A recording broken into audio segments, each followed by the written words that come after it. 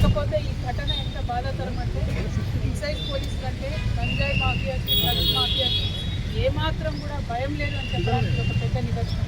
మరి ఈ ప్రభుత్వం అధికారంలోకి వచ్చినప్పుడు డ్రగ్స్ ఫ్రీ సమాజంగా చేస్తామని చెప్పింది. కానీ ఇప్పుడు ఎట్లయిపోయిందంటే ఫ్రీగా డ్రగ్స్ పంచుతున్న లెవెల్లో ప్రతి గ్రామంలో డ్రగ్స్ మోపైనాయి, ప్రతి గ్రామంలో గంజాయి మోపైంది, ప్రతి గ్రామంలో యువకులు చిన్నపిల్లలు మరి చాలా దారుణంగా స్కూళ్ళల్లో కూడా అందుబాటులో తీసుకొచ్చే పరిస్థితి వచ్చింది. దీనివల్ల డైరెక్ట్గా బాధపడేది మా ఆడబిడ్డలే. ఏదేమైనా గృహహింస పెరుగుతున్నది, ఆడవాళ్ళ పట్ల అసభ్యంగా ప్రవర్తించేటటువంటి కల్చర్ పెరుగుతున్నది. వీటన్నిటికీ డ్రగ్స్ నాదిగా ఉన్నాయి కాబట్టి మరి ప్రభుత్వం ఇప్పటికన్నా మత్తు వదిలి నిద్రలేచి వారి యొక్క ప్రతాపాన్ని డ్రగ్స్ అరికట్టాలని చెప్పి నేను డిమాండ్ చేస్తూ ఉన్నాను. ఎక్సైజ్ అధికారులకు ఇదివరకు ఉమ్మడి ఆంధ్రప్రదేశ్లో ఉన్నప్పుడు వారికి కూడా వెపన్స్ ట్రైనింగ్ ఉంటుంది. ఎక్సైజ్ వాళ్ళ దగ్గర ఆయుధాలు ఉంటే ఈ డ్రగ్స్ మాఫియా అయినా గంజాయి మాఫియా అయినా భయపడేటటువంటి ఆస్కారం ఉంటుంది. నేను డిమాండ్ చేస్తూ ఉన్నాను తెలంగాణ జాగృతి పక్షాన ఎక్సైజ్ వారికి అట్లానే ఫారెస్ట్ వారికి వెపన్స్ మళ్ళీ ఇవ్వాలి. వారికి ట్రైనింగ్లోనే వారికి శిక్షణ ఇస్తారు, కానీ వారి దగ్గర వెపన్స్ లేకపోవడంతో ఈ స్మగ్లర్లకు డ్రగ్స్ పెడ్లర్లకు అరాచకాలు ఎక్కువైనాయి. కాబట్టి వెపన్స్ ఇవ్వాలని చెప్పి నేను డిమాండ్ చేస్తున్నాను. మరి తెలంగాణ జాగృతి నాయకుల కార్యకర్తలకు మేము పిలుపునిస్తూ ఉన్నాం.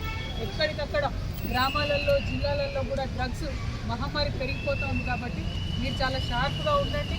మరి పోలీసు వాళ్ళకి ఎక్కడికక్కడ సమాచారం అందించండి. దయచేసి యువతలో మంచి దృక్పథాన్ని పెంపొందించే ప్రయత్నం మనం చేద్దామని సందర్భంగా తెలియజేస్తూ ఉన్నాను. Thank you. జై తెలంగాణ. క్రిటికల్గా ఉంది కుటుంబ సభ్యులంటే నిజామాబాద్ మేము మళ్ళీ ఒకసారి కూడా వారిని ఆదుకుంటాం, జాతీయ తరఫున అండగా నిలబడతామని చెప్పారు. ప్రభుత్వము డిపార్ట్మెంట్ వైద్యం అందిస్తూ ఉన్నారు. కానీ అసలు ఒక గంజాయి స్మగ్లింగ్ చేసే ముఠా మేము ఎక్సైజ్ కానిస్టేబుల్ ఢీ కొట్టచ్చు అనే ధైర్యం వచ్చింది అంటేనే యాటిట్యూడ్ చాలా మారిపోయినట్టు అర్థం, విచ్చలవిడితనం పెరిగిపోయిందని అర్థం. దాన్ని ఖచ్చితంగా తగ్గించాలి, లేకపోతే సమాజంలో అందరికీ కూడా నష్టం జరిగే పరిస్థితి వస్తుందని నేను భావిస్తాను. మేడం సంతోష్ రావు గారికి సిటీ నోటీసులు ఇచ్చింది 3 గంటలకు రమ్మని. ఇవాళ బీఆర్ఎస్ పార్టీ అదేవిధంగా బీఆర్ఎస్ పార్టీ అధ్యక్షులు గౌరవనీయులు ఉద్యమ నాయకులు ఉద్యమకారులకు దూరమైనరంటే, పేద ప్రజలకు దూరమైనరంటే, అమరవీరుల కుటుంబాలకు దూరమైనరంటే, పెద్ద పెద్ద నాయకులు గద్దర్ గారు లాంటి వాళ్ళు గేటు బయట ఉండే పరిస్థితి వచ్చిందంటే, ఈటెల రాజేందర్ గారు లాంటి వాళ్ళు పార్టీ వీడే పరిస్థితి వచ్చిందంటే, ఈ అన్ని దుర్మార్గాలకు కూడా సెంటర్ పాయింట్ మొదటి దయ్యం సంతోష్ రావు అనేటటువంటి మరి ఆ సంతోష్ రావు గారిని సిటీకి పిలిచిందని చెప్తూ ఉన్నారు ఫోన్ ట్యాపింగ్ విషయంలో. కానీ ఈ ముఖ్యమంత్రి గారు గుంపుమేస్త్రి గారు ఆయనకు ఉండేటటువంటి ప్రధాన గూఢాచారి కూడా ఈ సంతోష్ రావు. తిన్నారా అనే ఇన్ఫర్మేషన్ గుంపుమేస్త్రికి ఇచ్చేదే గుంపుమేస్త్రి గారి ఆయన గూఢాచారిని శిక్ష వేస్తాడా లేదా నాకు నాకైతే నమ్మకం లేదు. పిలవడం వరకు బాగానే ఉంది, తదుపరి చర్యలు ఎట్లుంటాయనేటటువంటి అంశాన్ని చూడాలి. అదేవిధంగా టీఆర్ఎస్ పార్టీ కార్యకర్తల నాయకులు కూడా గమనించుకోవాలి. ఇటువంటి దుర్మార్గుడికి హరీష్ రావు గారు, కేటీఆర్ గారు ట్వీట్స్ పెట్టి వర్కాస్ కల్పన మొత్తం పార్టీలో అనేక మంది నాయకులకు కన్నీళ్లు తెప్పించి రక్తకన్నీ తెప్పించే దుర్మార్గుడు మొదటి దయ్యం నేను ముందు చెప్తున్నటువంటి దయ్యం.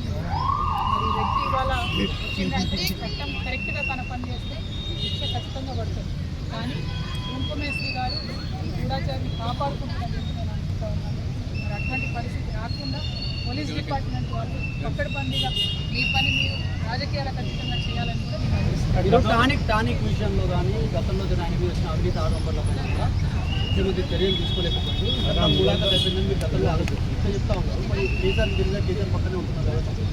నేనేమంటున్నా అంటే ఒక్కొక్కసారి మన నీడని కూడా మనం గుర్తించగలిగినటువంటి మన చుట్టూ ఉన్నటువంటి వాళ్ళు మన కళ్ళను తప్పించేటటువంటి పరిస్థితి కూడా ఒక్కొక్కసారి వస్తుంది. మరి అటువంటి పరిస్థితుల్లో ఉద్యమకారులకు దూరమయ్యి అలా బీఆర్ఎస్ పార్టీ ఓడిపోయి ఆయన మరి ఉద్యమకారులకు ఉద్యమ నేతను దూరం చేసిన పాపం మాత్రం ఈ దయ్యాన్ని వదిలిపెట్టగలిగి అనుకుంటా ఉన్నాను. కానీ మళ్ళీ చెప్తున్నాను, గుంపుమేస్త్రి మీద నాకు నమ్మకం లేదు. గుంపుమేస్త్రి గారు గూఢాచారి కాపాడుకోగలనేటటువంటి ఒక భయం అయితే నాకు ఉంది. అందుకే నేను డిపార్ట్మెంట్ వాళ్ళకి అప్పీల్ చేస్తున్నాను, పక్కడబందీగా వెనకాల ఏముందో థ్యాంక్ యూ. మిమ్మల్ని కూడా పిలుస్తుంది అంటారు.